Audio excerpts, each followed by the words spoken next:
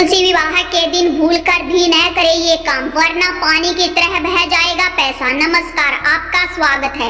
दोस्तों, हिंदू धर्म के अनुसार कार्तिक मास के शुक्ल पक्ष की एकादशी तिथि को देवउठनी एकादशी का पर्व मनाया जाता है।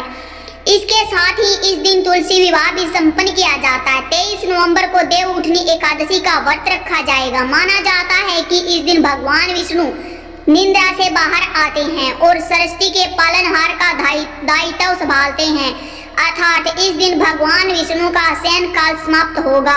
इसी कारण इस दिन का महत्व अधिक है। व्रत को धारण करने वाले व्यक्ति को व्रत के दौरान केवल फलाहार करना चाहिए। साथ ही इस दिन माता तुलसी की पूजा का बड़ा ही महत्व है।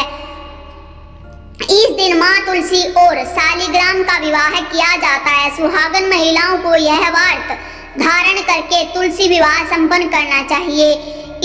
इसका उन्हें दोगुना फल प्राप्त होगा। पौराणिक कथाओं के अनुसार इस दिन माता तुलसी ने भगवान विष्णु को पत्थर होने का श्राप दिया था। श्राप के कारण भगवान विष्णु ने शालिग्राम का रूप धारण किया था। इसी कारण इस दिन माँ तुलसी का भगवान विष्णु के पाषाण स्वरूप शालिग्राम के साथ विवाह किया जाता है।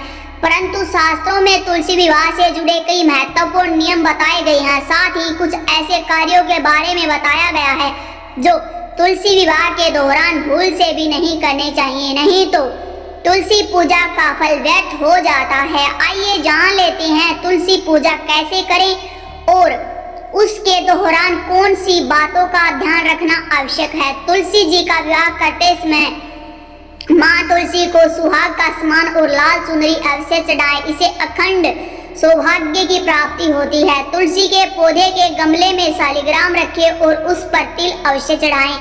पूजा में तुलसी और शालिग्राम को दूध से भीगे हुए हल्दी का तिलक अवश्य करें।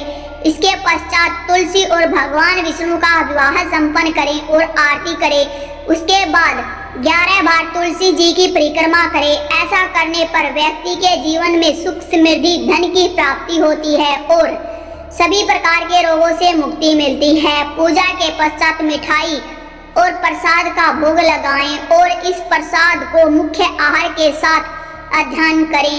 पूजा समाप्त होने के पश्चात भगवान विष्णु से जागने का आह्वान करें। तो इस प्रकार आप तुलसी जी की पूजा कर सकते हैं। आइए जानते हैं तुलसी पूजा के दौरान कौन सी गलतियां नहीं करनी चाहिए।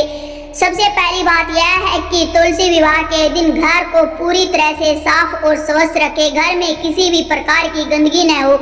तुलसी के पौधे के पास स्वच्छता रखें और रंगोली बनाकर उसे अच्छे से सजाएं। अगर कोई महिला मासिक धर्म से है तो वह तुलसी की पूजा न करे। प्राचीन काल से यह मान्यता है कि मासिक धर्म के दौरान स्त्री का शरीर अपवित्र हो जाता है। ऐसे में माँ तुलसी की पूजा करने से उसका विपरीत फल प्राप्त होता है। नंबर 2, पुरुषों को तुलसी की पूजा के दिन किसी भी प्रकार का नशा नहीं करना चाहिए और मांस मदिरा के सेवन से बचना चाहिए। नंबर 3, इस दिन मांस, लहसुन, प्याज, मसूर की दाल आदि चीजों से दूरी बनाकर रखें। नंबर 4, तुलसी विवाह के एक दिन पहले ही सूर्यास्त से पहले घर पर झाड़ू लगा करके सफाई कर लें, क्योंकि एकादशी पर झाड़ू नहीं लगाना चाहिए। ऐसा करने से हम में छिंटी और सूक्ष्म जीव मार देते हैं और इससे आपको पाप लगता है। नंबर 5, नशे की हालत में तुलसी के पौधे के पास भूल से भी न जाएं। इससे मातुल्य से नाराज हो जाती है। एक अत्यंत पवित्र पौधा है। ऐसे तामसिक अवस्था में तुलसी के पास जाना पाप है। नंबर 6, तुलसी की पूजा करते समय ध्यान रखें कि उस दिन पति पत्नी शारीरिक संबंध स्थापित न करें। नंबर 7, इस दिन तुलसी के पत्ते न तोड़ें। एक दिन पहले ही तुलसी के पत्ते तोड़कर रखें और फिर पूजा में इनका प्रयोग करें। तुलसी के पत्तर तुलसी के पौधे से क्षमा मांगते हुए ही तोड़ने चाहिए। नंबर 8, तुलसी पूजा के दौरान मन में किसी भी प्रकार के बुरे विचार बिल्कुल न आने दें। मन को साफ और स्वस्थ रखकर ही तुलसी की पूजा करें। जो मन में दूसरों का श्राप देते हैं अथवा दूसरों का अहित हो जाए ऐसी कल्पना करते हैं तो उन पर माँ लक्ष्मी की कृपा कभी भी नहीं बरसती है। नंबर 9, तुलसी के पौधे को रविवार, वीरवार और एकादशी के दिन पानी नहीं देना चाहिए। नंबर 10, रात्रि में तुलसी के पौधे को स्पर्श न करें अथवा उसके पत्ते न तोड़ें। ऐसा करना अशुभ माना गया है। रात्रि में तुलसी का पौधा निद्रा अवस्था में होता है, ऐसे में पत्ता नहीं तोड़ना चाहिए। थैंक्स फॉर वॉचिंग दोस्तों, प्लीज लाइक शेयर सब्सक्राइब दोस्तों।